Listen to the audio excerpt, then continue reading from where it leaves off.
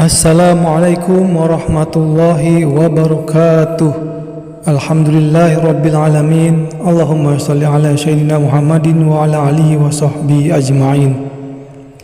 Begitu besar dampak buruk sihir dalam kehidupan manusia. Berikut ini akan dijelaskan bagaimana pengaruh buruk dari sihir beserta cara pengobatannya.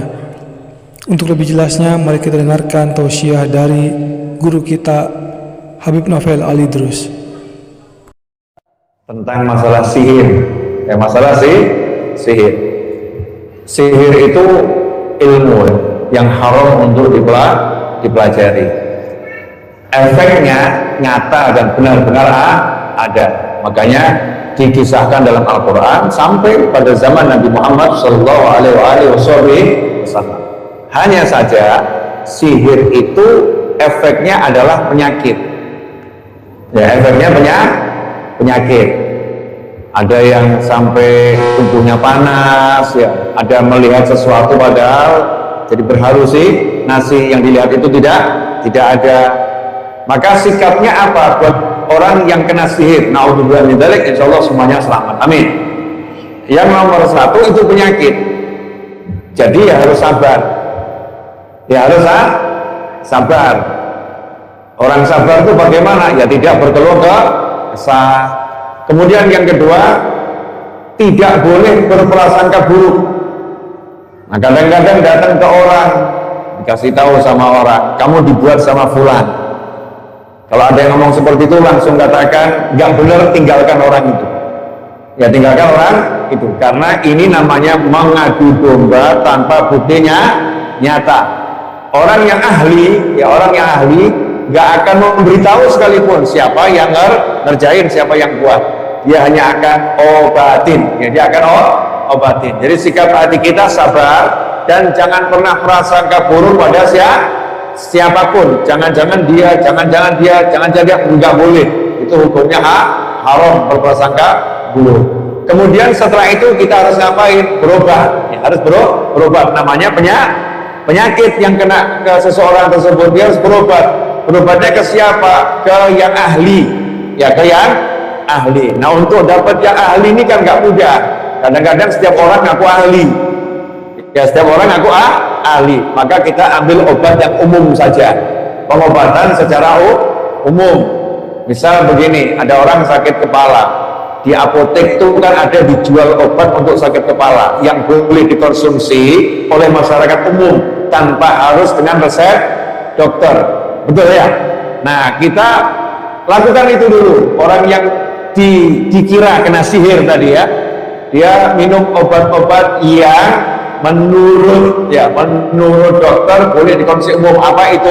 Al-Ikhlas 3 kali, Al-Falaq 3 kali, An-Nas 3 kali, dibaca tiap pagi, dibaca tiap sore, dibaca mau tidur. Kemudian habis sholat baca ayat kursi, mau tidur baca ayat kursi. Semua ini adalah surat-surat dan ayat-ayat yang dia menyingkirkan pengaruh buruk daripada ilmu sihir. Kemudian setelah itu ngapain? Ya diperbanyak, minta tolong sama Allah Ta'ala, berdoa pada Allah Subhanahu wa Ta'ala, dan meninggalkan yang haram di tubuhnya. Kadang-kadang nggak bisa berobat sana berobat sini, tapi yang haram masih dijalankan, ya otomatis nempel terus tuh sihirnya. Naudzubillah min dzalik. Setelah itu tawakal pada Allah, karena ini penyakit yang bisa menyembuhkan hanya Allah. Kadang-kadang seseorang memang diuji sama Allah, sekian lama penyakit itu nempel. Untuk apa? Naikkan pangkatnya. Untuk naikkan pangkatnya, untuk menghapus dosanya, untuk menjadikan dia yang punya pangkat tinggi nanti di surganya Allah Subhanahu wa Ta'ala. Kalau sikap ini sudah dijalani, maka semoga kita selamat dari sihir apapun. Seseorang yang kena sihir tak ubahnya dengan orang yang kena penyakit yang lain.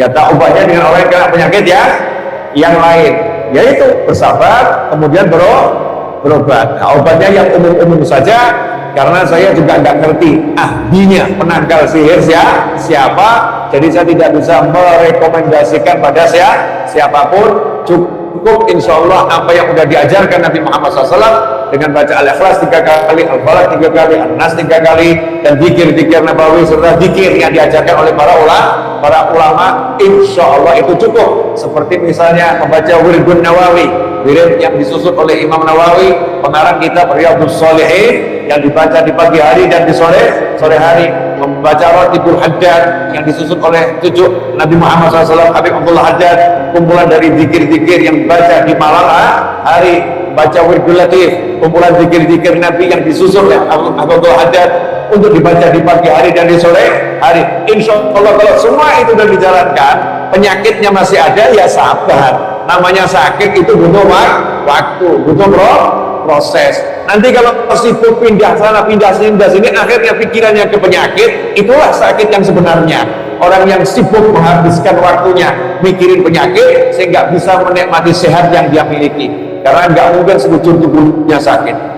Ada orang sakit giginya, matanya nggak sakit, telinganya nggak sakit, ya tangannya nggak sakit, pikirannya dibawa ke giginya terus, sehingga matanya melihat suaminya yang ganteng rasanya nggak enak, melihat istri yang cantik rasanya nggak enak, dengar musik yang merdu rasanya nggak enak, dia bisa jalan-jalan menikmati pemandangan rasanya nggak enak. Karena apa? Sibuk pikirannya mikirin satu penyakit untuk diobati dan disabari. Cara pengobatannya udah diajarkan oleh Nabi Muhammad SAW, cukup diikuti, dan juga petunjuk para ulama yang ahli, dan jangan sembarangan menghampiri orang-orang yang mungkin dipandang atau dianggap dia punya kemampuan. Bisa jadi itu asli, bisa jadi itu palsu, maka harus berhati-hati. Jazakumullah khairan.